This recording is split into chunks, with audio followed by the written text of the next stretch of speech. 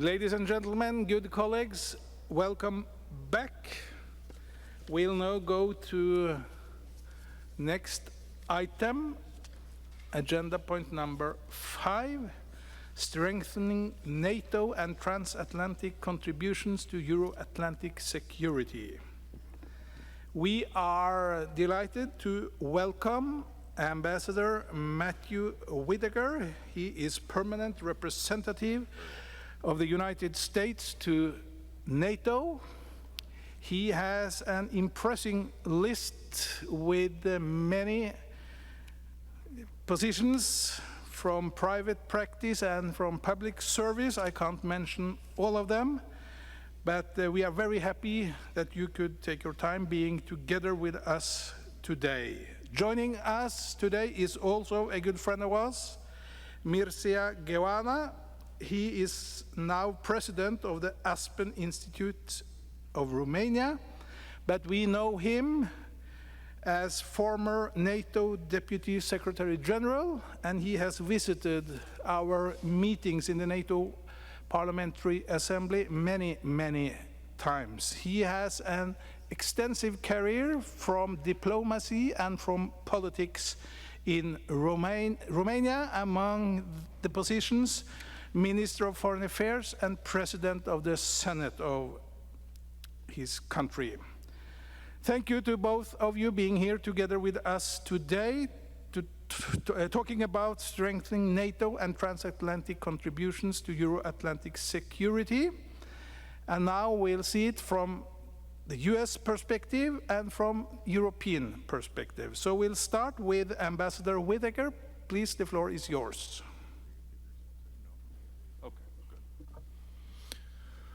Good afternoon. Thank you, Chairman Mearley, former Deputy Secretary Joanna, distinguished parliamentarians, many of whom I've had a chance to meet personally, and esteemed colleagues. 76 years ago, remarking on the signing of the North Atlantic Treaty establishing NATO, President Truman said, quote, "It is a simple document, but if it had existed in 1914 or in 1939, supported by the nations who are represented here today, I believe it would have prevented the acts of aggression which led to 2 world wars." Close quote. That's powerful. In the years since, NATO has prevented the next world war by maintaining strong deterrence and uniting allies in collective defense. And when there have been challenges to that peace, NATO has played an important role in transforming conflict into stability. One of the reasons we're here today in Dayton is to celebrate NATO's resolve in ending the Bosnian War 30 years ago. NATO is now 32 allies strong, including allies from the Balkan region shaped by the legacy of the Dayton Accords: Albania, Croatia, Montenegro, North Macedonia, and Slovenia. These allies continue to support stability across the Balkans, and we thank them for their commitment to peace and their contributions to our collective strength. NATO's mission remains unwavering: to deter and defend our nations, to deter those threats, and build unassailable strength. True strength through peace. Under President Trump's leadership, the United States has reaffirmed its unwavering commitment to NATO and to Article 5. But 30 years after Dayton, NATO faces new challenges. From the Russia-Ukraine war to cyber attacks and hybrid threats, our adversaries are relentless. And as our challenges have grown, so has the need for NATO allies to meet their Article 3 obligations to strengthen their individual and collective defense and to resist armed attack. That is, I was just at the tank plant yesterday, and so armor is on my mind. That is why it's time for allies to step up to meet the new benchmark for investing 5% of their GDP in deterrence and defense. As Secretary General Rutte warned just last week, if we stick to 2%, we cannot defend ourselves in 4 or 5 years. He's right. That's not theory, that is the reality. We know Russia is rebuilding and reconstituting its military forces. A recent report suggested Russia could be in a position to pose a significant military challenge to NATO allies, particularly the Baltic states and our friends from Poland, as early as 2027. NATO allies must recognize the urgency of this challenge. But the good news is that Europe has the ability to change course. Europe's GDP is about 9 times that of Russia. So this isn't a matter of capacity. It is a question, ultimately, of political will. The Kremlin is betting the West will quit before Russia does. We must prove them wrong with steel, with software, and with political will to defend our nations. At last week's NATO foreign ministers meeting in Antalya, Turkey, I heard allies aiming higher and embracing President Trump's calls to spend more on defense. Allies recognize that we must field modern armies, navies, and air and space forces equipped to counter 21st century threats. It's about ensuring NATO can deter and defend every inch of Allied territory, from the high north to the Black Sea, and everywhere in between, the southern neighborhood and all over the North American continent.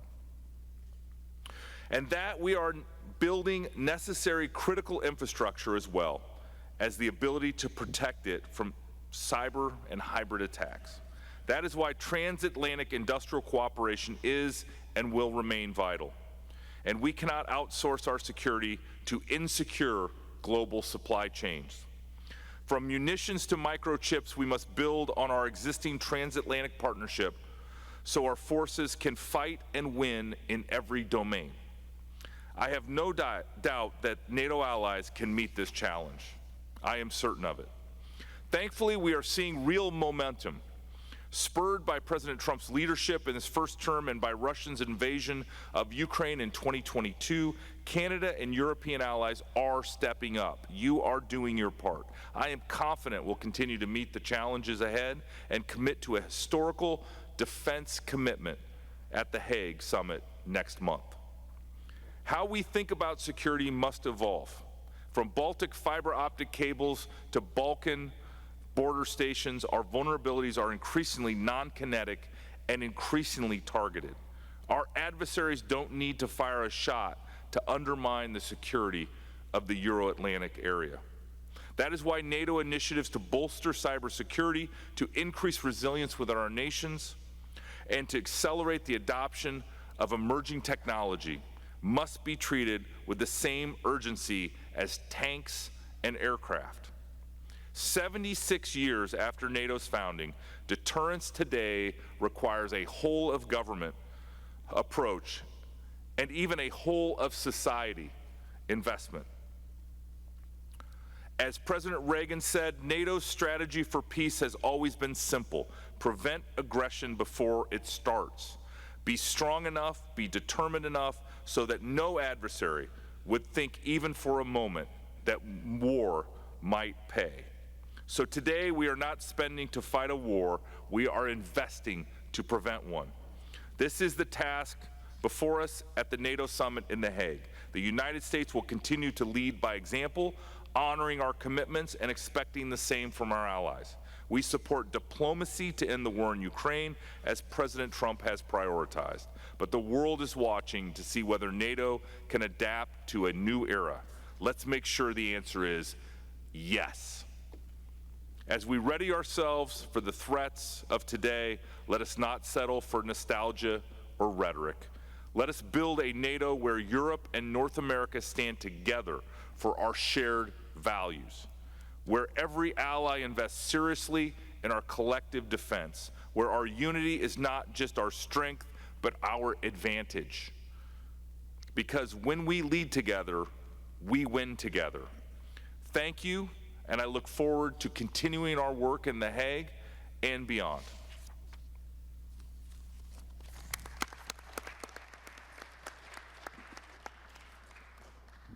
Thank you so much, Mr. Ambassador. And now it's Mr. Joanna. Please, the floor is yours. Thank you so much, Mr. Chair. Ambassador Whitaker, so good to be with you on this panel. Good to see many good old friends. I was once in my revolutionary youth a member of the NATO Parliamentary Assembly, so my heart and my appreciation and my friendship stays with you. I was asked to give a perspective from Europe, or where our great alliance stands and where I believe the challenges and the opportunities lie. I strongly appreciate the very powerful and very intense message from the ambassador. The US is, was, and will be always an important linchpin of this alliance. And I think any idea of divergence between America and its European allies should be avoided and should be make a counter proposition to make it even stronger. Now, of course, all of us are in front of a very turbulent world. We have not only Russia being so aggressive, and I think they will be aggressive for some time, not only in Ukraine, but against our nations. I also believe that the no-limit partnership between Russia and China will be difficult to be dislocated. It could be marginally or tactically be affected, but I don't believe, now as a free citizen I can speak up my mind, I don't think that they will give up on the plan to change the world order that America and its allies established some decades ago. We are bound together, we need each other. And as America, in absolutely understandable ways, and us in Europe should understand that the arch rivalry between America and China will be one of the dominant features of American foreign policy, irrespective of the administration. That's an organizing principle. This does not mean that we should separate European security from Middle East security or from global security or Indo-Pacific security, because I think will be diverging in terms of strategic interest to each other. So now the question is how to go about this thing. I was at the beginning of my term with Jens Stoltenberg when President Trump in his first term came into office. He was quite abrupt in his first statements. But we were together in London for the leaders' meeting, and we together, we had a sincere conversation. European allies need to do more. We need to do more, and not to please any administration, but just because we need that. The question how to do it, and I'm happy that in The Hague, our leaders will probably agree to a significant additional increase of our defense spending. But to what means? And that's the main thrust of my intervention today. We need to rebalance this relationship. We cannot rely on America to cover our security as has been done for decades. We need to do more. But how to do it in a way, a predictable way, a negotiated way, a long-term way, a steady way, a planified and mature and rational rearrangement of this relationship. Not only in terms of spending, but in terms of a real clear division of labor. I'm convinced that the new administration, the Trump administration, will give clarity to us, and through, of course, the ambassador and our military leaders, to what America has as availability for its assets for European security, and for us to try to, together with the US and together amongst us, to try to find a new balance. Yes, money is important and numbers are important, but to what end? And I think we made important progress in NATO. You're part of this. Capability targets, a new defense planning cycle, the DDA, the deterrence and defense plans, that probably will need to be adjusted after The Hague to reflect this new reality. There's absolutely no way, in practical terms, for us Europeans to secure our own security without the US. This will take not 3.5 or 5% of GDP, will take probably 8-9% of our GDPs to do it alone. It's impossible, politically, practically. But how to do it in a way that will be keeping this alliance, the glue, the trust, the sense of common belonging and common values together in very turbulent times. That's the key question, I think, for our leaders, and I think for leaders like yourselves, and I think for people serving this great alliance of ours. I'm confident that we'll be able to come to a new equilibrium, if we went, in our relationship and continue to be together. The other thing, and by the way, I also applaud what the European Union is doing in trying to basically amplify its efforts. It's good. The decisions announced by the Commission in terms of 800 billion additional euros money in terms of a little bit more deficit, space, loans together, EIB doing more, that's great. But we have to find a way to make sure that our industrial base and the cooperation across the Atlantic continues to work. As we speak, there are many industrial and defense and technological consortia between our corporations. European, American, Japanese, others, Brits. We are doing things together, and I think this is something that we should continue to encourage. Because the idea that you have to buy only American or only European is, again, it's a practical nonsense. We need each other because we need technology, we need innovation, we need ingenuity of American companies, American tech. We also need more European, skin in the game. We need to strengthen our industrial base. We need our small or big champions in our countries. We need to benefit together, creating jobs, innovating together, and being able and capable to deter any potential threat. And I agree with the ambassador. Always NATO has been at its best when you do deterrence well. Defense becomes easier, and war can be avoided. Now, the second part that I would like to mention is this exceptionally broadened definition of security itself. The ambassador alluded to this. It's not only about, traditional military means. We have to be strong in terms of resilience, of our critical infrastructures, in terms of cyber, in terms of space, in terms of innovation. And if we are not, and if we'll not be in the position to keep our edge on innovation, this is my favorite topic because I was doing a lot of innovation in my NATO capacity until recently. Sooner or later, historically speaking, and in history of economy and history of political history, China and the others will go ahead of us. We cannot afford that. We cannot allow that to happen. And this also leads to intellectual property cooperation. This means using DIANA, the Defense Innovation Accelerator of North Atlantic, that NATO has innovated more for our startups. We have to bring our young entrepreneurs part of this ecosystem. And there is talent from Albania to Estonia and from Finland and Sweden. I'm so happy to see them as our new ally, all the way to Canada and, of course, the United States. So we have a huge ecosystem of innovation that we have to use better. The NATO Innovation Fund that we created, I encourage you to urge your treasuries back home to continue to invest in these instruments. They're not solving the problem, but they're leading the way. It's the first multinational sovereign venture capital fund in the world. It's a contradiction in terms, and I expect the US, for the new fund, to be also part of that.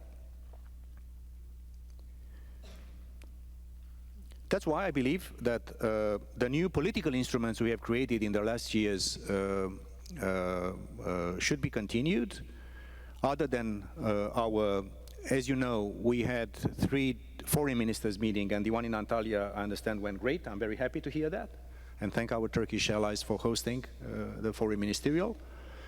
Before, we had 3 defense ministerial per year and only 2 foreign ministerial. Now we have 3 and 3. That's great. One of the foreign ministerials are sort of a Gibnik style, more, let's say, exploratory and more searching new ideas. We also innovated in terms of having 1 annual meeting of our national cyber coordinators. This should continue. Because not everything in our capitals relies only on MODs or MFAs. it also relies to other agencies and other ministries in our governments, in your country's governments. We have to continue with the National Resilience Coordinators meetings. We should continue to the National Security Advisors meetings. I think these are useful political instruments to go. A last word about the uniqueness of NATO. The fact that we have developed together, since the Korean War, I think, that's when it started. NATO really, speaking of history, and speaking of Dayton, and speaking of the first succor, General Eisenhower, at the beginning of the story, in fact, NATO started to develop a superstructure and to become what we are today as an organization after the Korean War.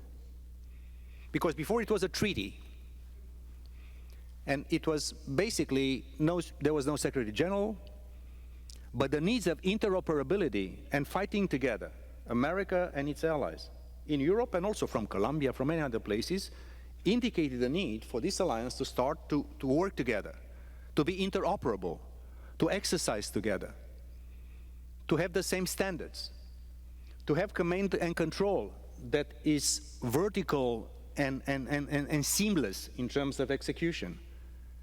And what we needed some 50, 60, 70 years ago is even more needed now in terms of multi-domain operations, in terms of space and cyber and everything else.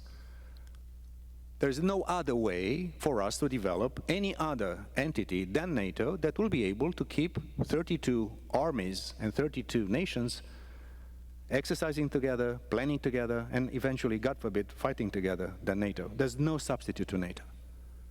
You cannot innovate in short time anything which is comparable to our great alliance. So my plea is a natural one.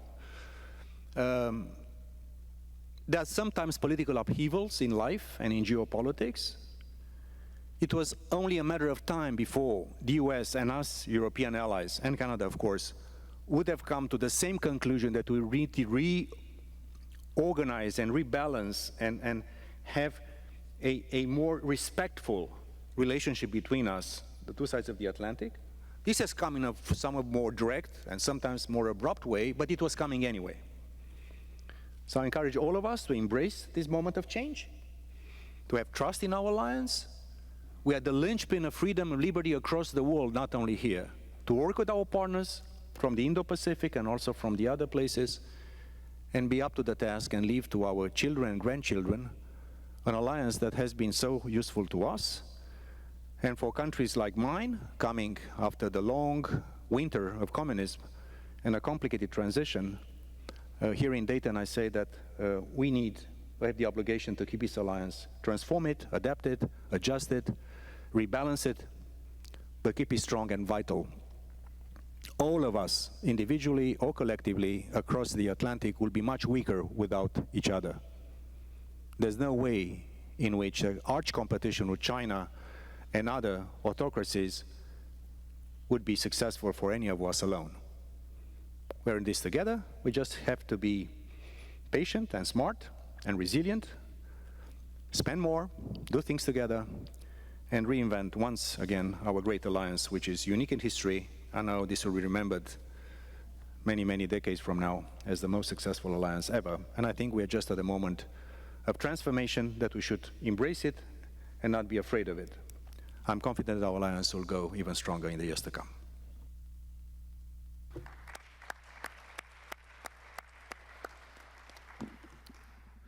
Thank you so much for your very interesting contribution. We'll now take questions from you, and we'll try to group them 3 and 3 or 4 and 4. And please try to be brief as possible. We have limited time. The first question is from Mr. Piotr Straka from Poland, and then it's Mr. Petro Pesana from Portugal. Mr. Strak, please. Thank you very much. My question is, money is important and 5% of GDP spending on security is necessary. Poland supports this postulate, and we are an example that is possible even for medium-sized countries. But money alone does not fight. You need people, soldiers. Russia currently has about 1,300,000 soldiers under arms right on our NATO borders. This should make us think. Maybe we should also consider the requirements of the size of the army. Example, 0.5% of the population in peace and reserves 1% during the war. What do you think about it? Thank you. Thank you so much. Now it's Mr. Pedro Peçanha from Portugal, and then it's Mr. Philippe Courard from Belgium. Thank you, Mr. Chair, dear ambassadors. As we all know, the increase in military capabilities implies a strong increase in financial investment and a much greater development of industries related to defense. So these circumstances led us to some questions. For instance, in order to ensure interoperability between the different armed forces, the acquisition of common system weapons should be carefully anticipated. In your opinion, how will this acquisition need to be planned and carried out?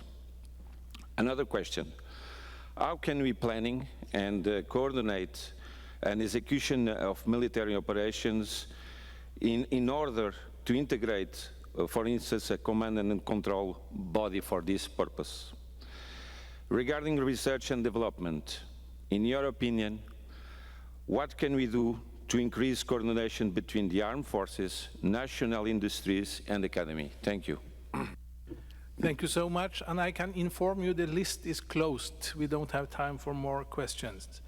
It's Mr. Courard from Belgium, and then we'll also take Mr. Valacek from Slovakia. Mr. Courard, please. Oui, merci, Monsieur le Président. Thank you. I'm going to ask my question in French, so please use your headset. Thank you very much, Mr. President. I would like to go back to what Mr. Ambassador said when he talked about our attachment, President Trump's attachment to NATO, the need for us all to collaborate together, to be united against the challenges that face us all, and who could not agree with that? However, we also have heard President Trump say some complicated things with regard to Canada, Greenland, including some threats that have been made. Mr. Ambassador, how does he analyze this situation? Is he not afraid that this type of a statement might destabilize NATO because we will be having partners who might find themselves in difficulty? Will that not kind of harm the wonderful unity that we have within NATO, and this when faced with the Russian question? So that was the question that I wanted to ask on behalf of Belgium. Thank you so much. Now it's Mr. Tomáš Valacek from Slovakia. Thank you, Chairman. My question is to Ambassador Whitaker, who I want to thank along with Mircea for excellent presentations. The question is about how to end Russia's aggression against Ukraine. Despite the valiant efforts by your government, the government of Turkey, and others who I want to salute for doing their best to bring the war to an end, Vladimir Putin seems uninterested. He seems to have calculated that he can wait us out, that our minds and attention will eventually drift. He also appears to be amassing forces on a border, which suggests that he seems convinced that he can accomplish a lot more militarily, and therefore, why would he negotiate if you are convinced in your own ability to gain more ground, more territory through military force? The question is, how do we change his calculus? Do we need to bring more pressure on Vladimir Putin? Do we need to increase either the military or economic pressure to disabuse him of this notion that time is on his side? And if so, how do we exactly do that in practice? Thank you. And one more question before the speakers, and that's Mrs. Daria Safai from Belgium. Thank you so much. Thank you for the information that you gave us today.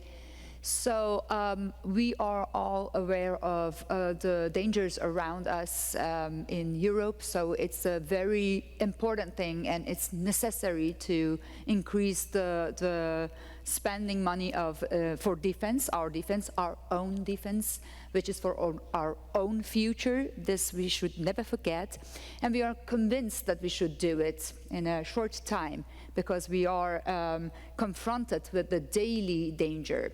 Now, we hear all about this 5% of GDP, which is the announcements, I think it will be also happening in Den Haag.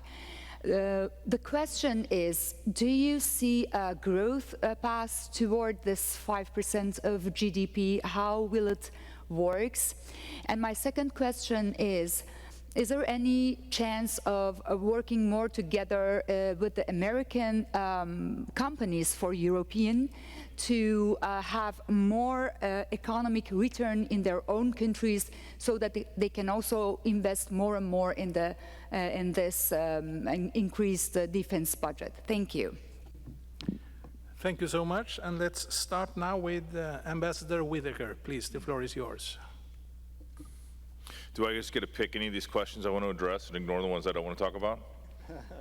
That's what the chairman allows? Okay, good. I'll go through some of these, and I'll save the R&D one for my friend here. I think the capability targets, to address the question about army size from Poland, and a formula for sort of how each country should think about the size of armies. I think the capability targets, while directly addressing sort of what you need to be able to deploy in the field, if there happens to be a war against NATO, certainly needs to contemplate and should address army sizes and how many divisions you should, or and the like, you should be able to deploy of infantry. And I agree with you. Sort of how the exact percentage of how many people under arms a country should have should be in direct consultation with all of our allies to make sure that we all are ready for whatever's necessary. So while I'm not necessarily agreeing with the exact numbers, I think some of our allies like Finland would agree with you that we should have as many people as possible ready to fight. On the Greenland and Canada question, I'll just address that head on. The nice thing about NATO is that those bilateral issues that President Trump has raised with some of our allies, don't affect me directly. We have great relationships at NATO with Denmark and with Canada. At the same time, the Canadian trade situation with the United States has frustrated President Trump because his point is that you have a disadvantage for American items and material going to Canada, and we need to figure that out. He has his own unique way sometimes of speaking that I don't necessarily speak the same way as him, but he addresses these things headlong.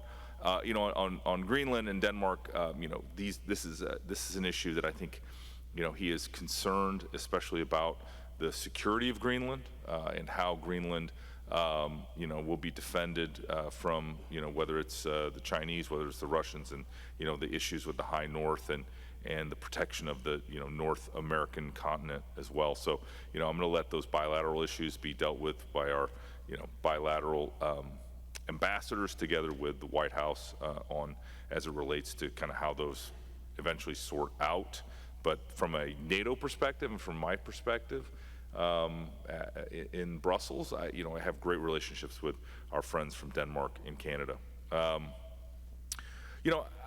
do you change Vladimir Putin's calculus? From my perspective and from watching this very closely, I noticed that Lindsey Graham just filed his bill in the Senate. He has 81 other senators or 80 other senators joining him on that bill, which is our enhanced sanctions package.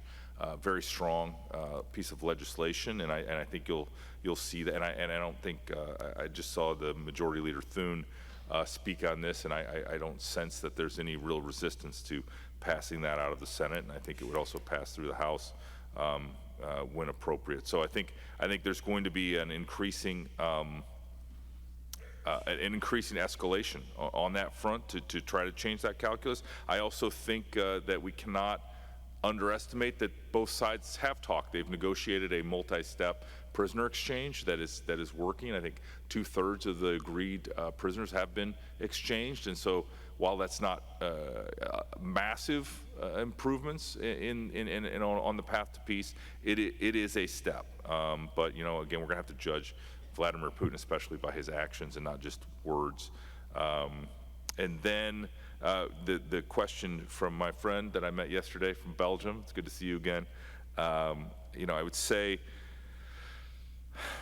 the 5% GDP, you know, I think is going to be a massive win for the alliance and really set a path for the future. I think there are a lot of American companies that are looking for opportunities to do joint ventures in Europe with our allies. I was just with one of them 2 days ago here in Dayton, and they are looking for partners in Europe to do business with. And so there are going to be a lot of opportunities for co-production, for joint ventures and similar opportunities, again, because if, you know, you as elected officials, and I mentioned this to several of our friends over the course of this, of these meetings in Dayton, is that, you know, if you're all going to spend more money, you want that to turn into jobs in your country as well.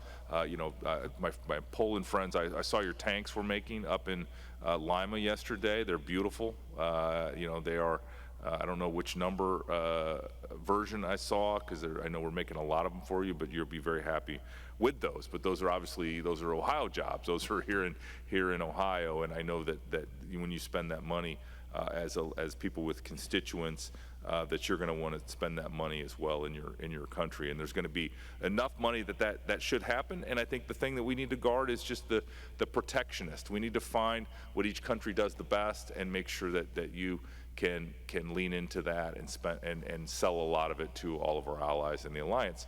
And the great thing about the NATO alliance, and I'll just finish on this, is that it's not just the 32 of us. It is our Indo-Pacific partners, it's our Mideast partners, it's Taiwan, it's so many other people that care about interoperability, care about the NATO standards and the like. And so there's, you know, you should encourage your businesses in your country to lean into their military sales, their military production. And I think, you know, each country brings some amazing expertise to bear. And then there's some really interesting, you know, sort of technology opportunities too, where companies can start with a good idea through Diana, and other mechanisms can be invested in and can benefit the alliance. And so I think there's just some really excellent opportunities for economic growth and development. And you know, I would encourage all of our allies to explore those and to find companies that they could raise up in their own countries, so those investment dollars and those military, that money extra money we're spending, can go to your countries in equal proportion to how you're spending it. Thank you so much. Mr. Joanna, please. Thank you so much. Great questions. Our Polish friends and allies, first, congratulations for your country is leading by example. I do not believe there is a one-size-fits-all approach when it comes to reservist, National Guard, you know, or standing forces. But NATO is, again, the aggregator, and through the NATO defense planning process, which is a new cycle starting as we speak, there is an indication what collective defense and deterrence would be needed from each of our allies. And we'll be clear that from Poland, we expect, as NATO expects from each of our allies, including Iceland. They don't have a military. They are part of the process of transport and logistics and cyber and space and things like that. So I think the best way to quantify the needs for national defense is the national government, the national parliament. But for NATO, I think NATO is the place where you can find your right place and see how much, in what you need to invest, how many troops, equipment, interoperability, so on and so forth. There was a question from, I think, from our friends from Portugal, and thank you for asking that, about procurement and acquisitions. With some experience into this in NATO, I would argue that we need a revolution in procurement in our systems. We are slow. Technology is not waiting for us.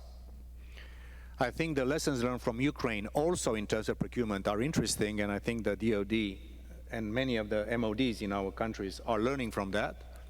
In NATO, we have innovated a bit in terms of dynamic sourcing for cyber acquisition.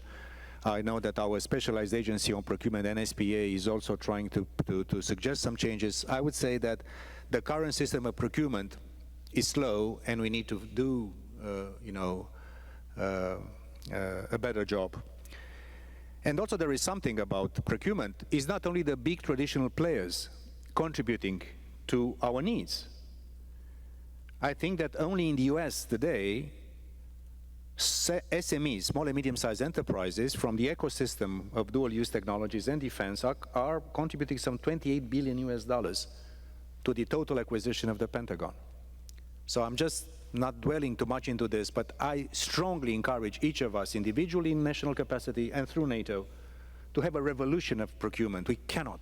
We are too slow. And things are changing so fast. R&D. I make a simple political proposition to the political committee. There is talent in every corner of our great alliance and with our trusted partners from all over the world. We just need a way to harness the huge talent of innovation in defense and dual-use technologies we have everywhere, from the University of Tirana all the way to Tallinn, and all the way from Portugal to Romania, all the way to Seattle and the West and the East Coast in America. We have to do, and please consider Diana and the NATO Innovation Fund just precursors. This is not a solution. We are able to show that it's possible to work together in these things.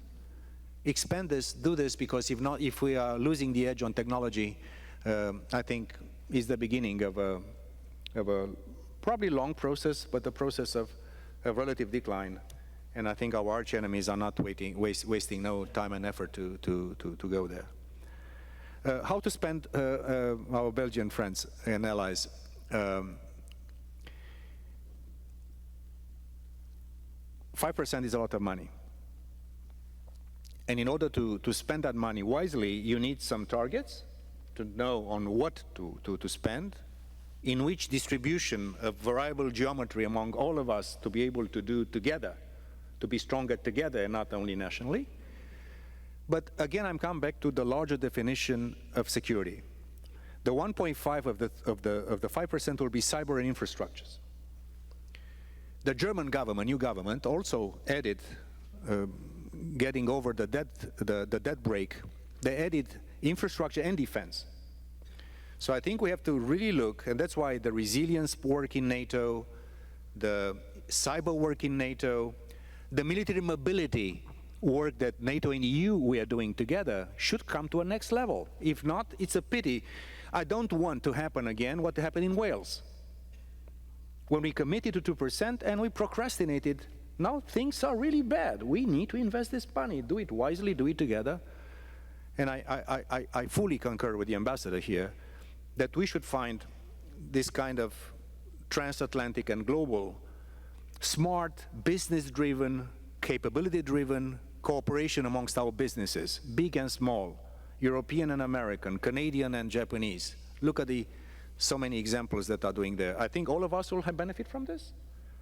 I think America has some unique capabilities. It's a pity not to continue to use those. But I think in terms of intellectual property and transfer of technology, we need to grow together in order not only to spend money, but also to be true to our taxpayers' money and to the sacrifice we make in terms of investing more in our defense. Again, I think that the questions are indicating the incredible importance of your committee, and Mr. Chair, I'm privileged to be here with you today again. Thank you so much. As normal, we are running out of time, and one of our speakers has a plane to catch, but I will allow 2 more questions, and then we'll end this session. And that's from Mr. Rachid Temal from France and Mr. Jan Paternot from the Netherlands. Mr. Temal, please. In French, en français. Yes, I was speaking in French. So I have 3 points that I wanted to mention. The first is that, yes, an alliance is like in a household. You have to have trust.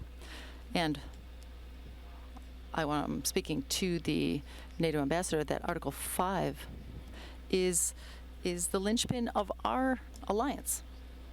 Second point, yes, regarding industrial capacities. once we've, included 5 points, we have to have our manufacturers be able to produce more. We have to have this work be established between the United States and other countries. I think that would be also, it would be also fruitful for us to be able to reduce the tariffs. So there was another question about durability, lasting aspect of, I think that we need to talk about how there are different capacities for different countries, and if we don't, our electors or our populations do not agree, that's going to be a very difficult pill to swallow. Third point? Did he say 3 points? Public opinion support Oh, 5%. okay. Okay, thank you. And so, Mr. Paternoot from the Netherlands. Thank you very much, Mr. Chair, and thanks so much to the Ambassador and Mr. Joanna for spending time with us here and for spending the weekend in Dayton. That's very much appreciated.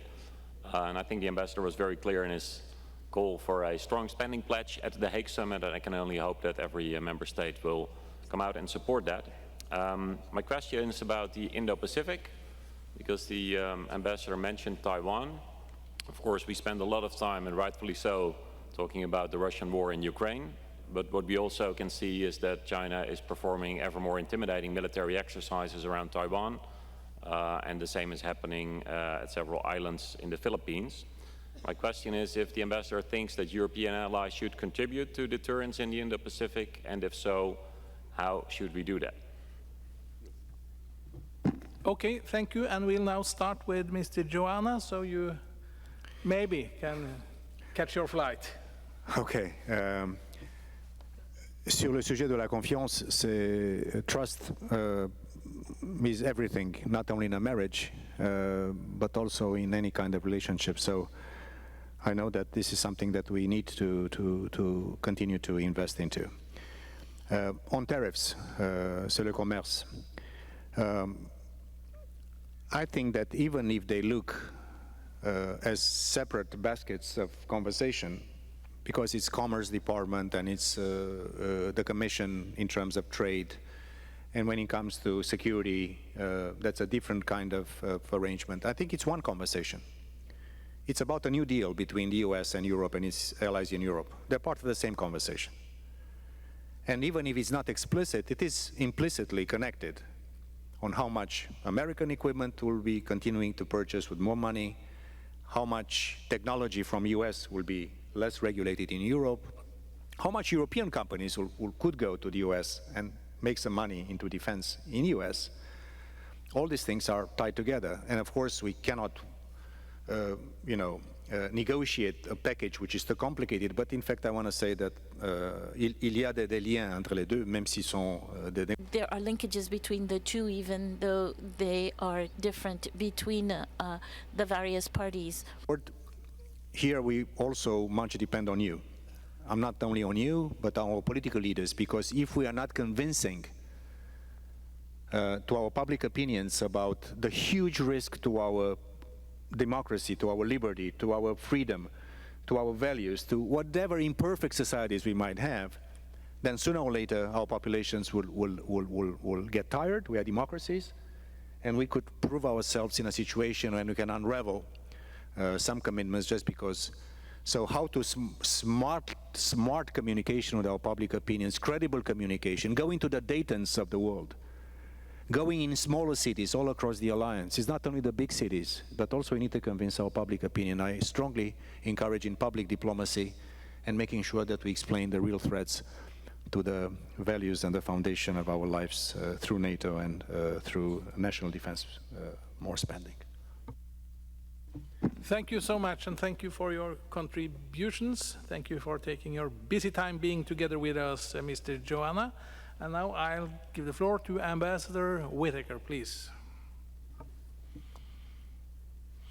A lot of questions. Yeah, a lot of good questions. I want to address. I think the trade thing is to me very interesting. It's a little bit like the other bilateral matters, where Thankfully, oftentimes, NATO and this alliance is focused on Euro-Atlantic security. We're focused on the threats that alliance faces, and so the EU-U.S. relationship is oftentimes not relevant. But at the same time, I think we do need to get these trade disagreements resolved. I think President Trump has been very clear about wanting free and fair trade, not just fair trade, but free and fair trade, where both sides, reduce barriers to their companies competing. We can maybe discuss and argue about what the actual numbers are, but there's no doubt that other than maybe the Suburban that I ride around in Brussels in, and a few other vehicles, there's not a lot of American cars that are built. But obviously, I think it's hard to understand that that there's a lot of American tanks and military equipment that comes to Europe.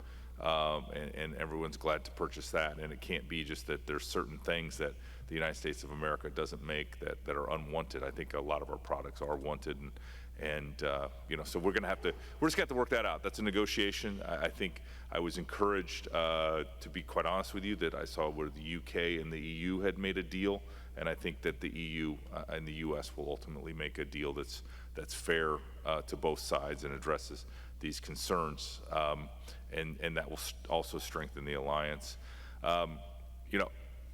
I'm out there every day talking about the alliance, talking about the threats to the alliance, talking about the need for more investment in our individual and collective defense. You as political leaders, as elected officials, are going to have to share that message with your constituencies and lead on these issues, because if you truly believe what I believe, which is that Russia is the greatest threat to the Euro-Atlantic alliance, and then we need to do something about that. We just can't identify the threat, say that in the next 2 to 5 years they'll be able to reconstitute and invade a NATO country, and sit and suggest that 2% is enough. And so we're going to have to all work together to convince our publics of this threat, to also convince our publics that now is the time to do this, and to be smart, and to be incremental, and to again to invest in capabilities, to not just spend the money on what you want, but to spend it on the things that you've agreed that your country will be responsible for in the alliance and under the joint command. So I actually feel I'm encouraged by where we're at on this. I'm encouraged by the discussion. I'm encouraged especially by the actions of some of our allies, of a lot of our allies. I mean, we have, since President Trump was elected, I think 22 allies have agreed to increase their spending on defense, including the United States as one of those allies. 4 of them have agreed to get to 5% by next year. That's incredible, and again, we're going to have this Hague defense commitment that's going to be the most significant investment in this alliance. And let's hope we never have to use these investments. Let's hope that we can have, through strength, that we can have peace. But we have to, in order to have peace, we have to prepare for war, as many leaders have said through the ages, including George Washington, the first president of the United States. So was there anything else I needed to address? Indo-Pacific. Oh, Indo-Pacific, yeah. So I think this is a bit of a change from maybe the previous administration.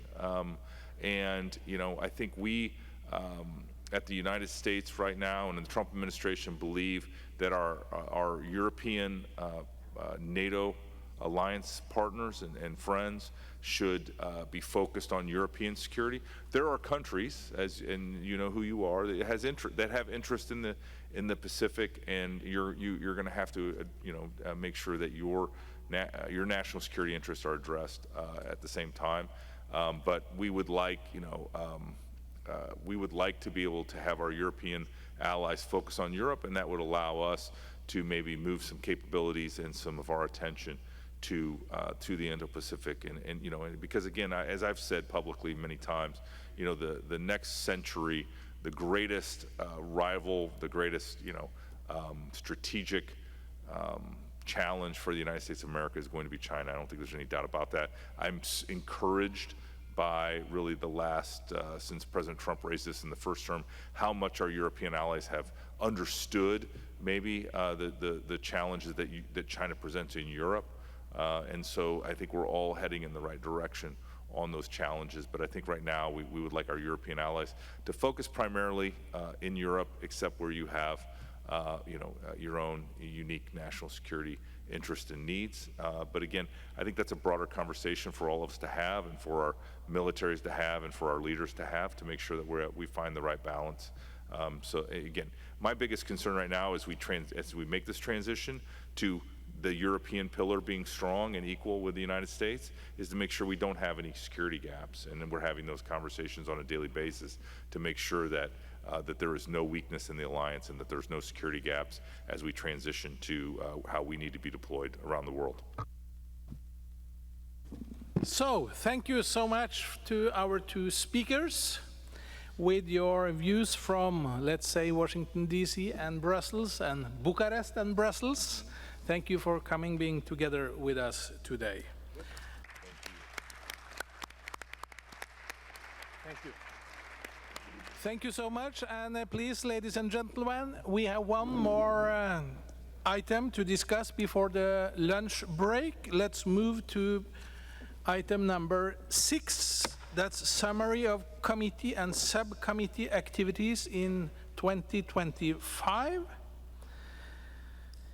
I now invite officers from our two subcommittees to present their activities from the subcommittees. We'll start with the subcommittee on transatlantic relations, and Rachid Temal, please, the floor is yours. Merci. En français, donc.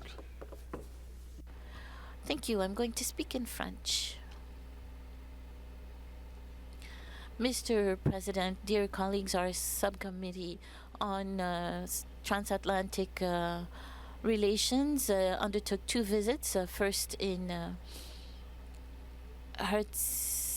Bosnia and Herzegovina, and we have others in Denmark and Iceland.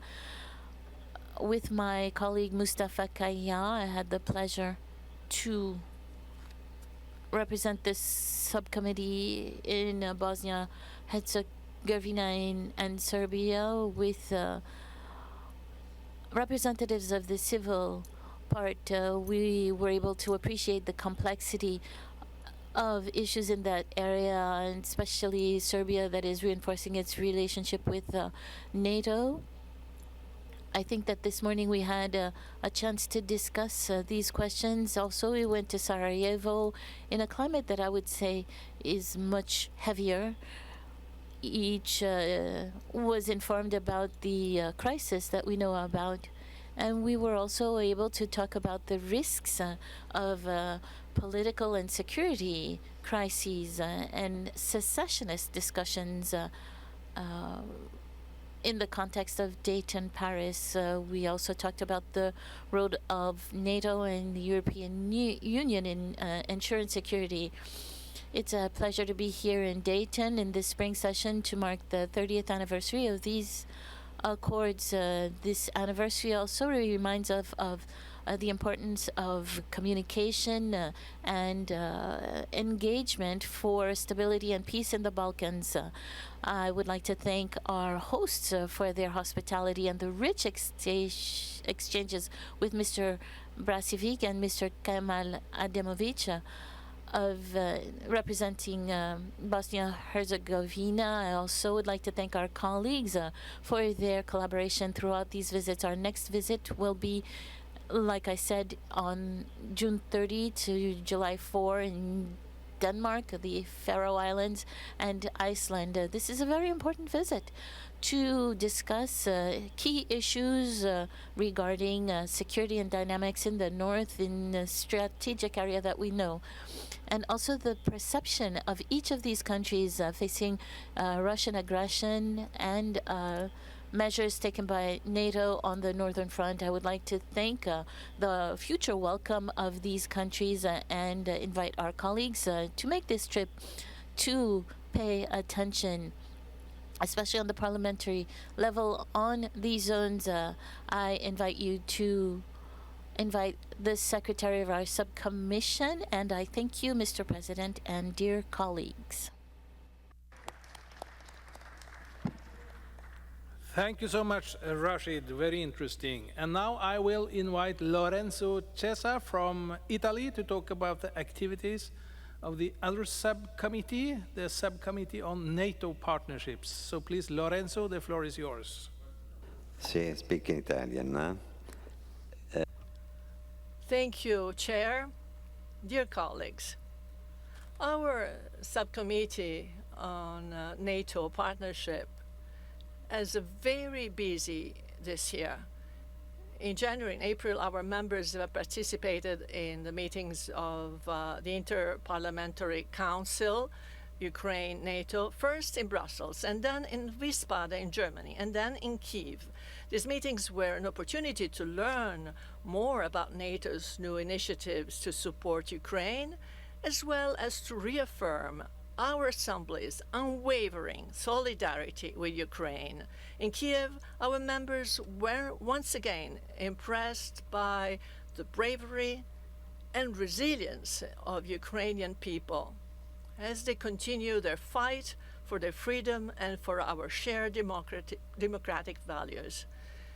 In a few days, we will be in Marseille on the 11th and 13th of June. The members of the committee will be invited to take part in a meeting with one delegation from India.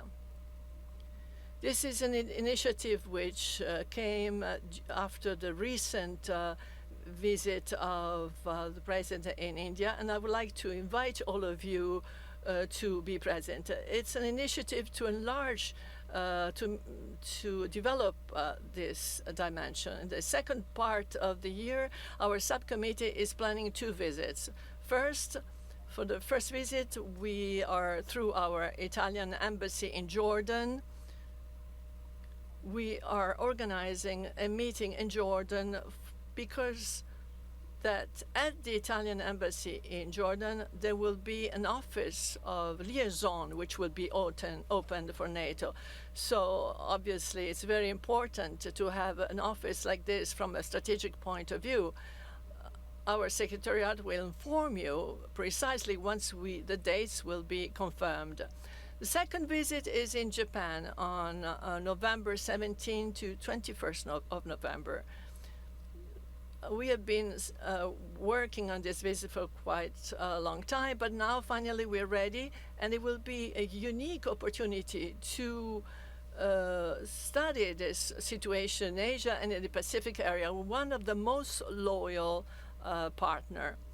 Finally, the officers of the PCNP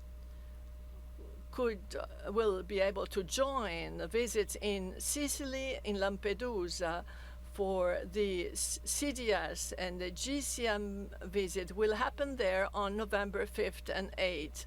We will examine the challenges of NATO on the alliance southern flank, especially about migration flows and the consequence for the security. Since I'm chair of the Italian delegation, I will be delighted to welcome you in Palermo, which is a beautiful city, and then we will go to Lampedusa. I'll stop here. And I would like to ask you to participate. Yes, please. And also take this opportunity to thank our colleagues who wanted to name me in Montreal to have this position. Thank you. Thank you so much, Lorenzo. Sounds very interesting, in particular going to Palermo, I think. Thank you. Okay, before the lunch break, let me also inform about 2 very interesting that was difficult, seminars. The first will be held at the European Parliament in Brussels in July, and the other in Armenia in September. And of course, we'll have the Parliamentary Transatlantic Forum in Washington, D.C. in December. And not to forget, our annual session this year will take place in the beautiful city of Ljubljana in Slovenia from the 10th to 13th of October. Should there be any questions about the activities, please ask our committee director. Ladies and gentlemen, that will end our meeting now before lunch. We'll now have lunch break. We'll start again the meeting 14:30, 2:30. We'll start again. And one important announcement, there will be an organized and offered lunch for those with red badges. If you have a red badge, there will be an offered lunch, and that will be in the Dayton Arcade with red badges. Thank you so much. We'll start again 2:30.